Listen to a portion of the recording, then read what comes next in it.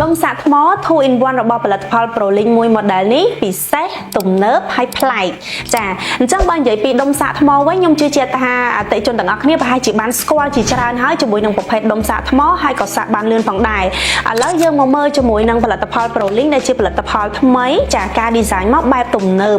អញ្ចឹងនៅក្នុងផលិតផលរបស់ ProLink ដែលជាដុំសាកថ្ម 2 in 1 នេះគឺគេភ្ជាប់មកជាមួយនៅពីរ port តែម្ដងមានជាមួយនឹង USB-C ក៏ដូចជា USB-A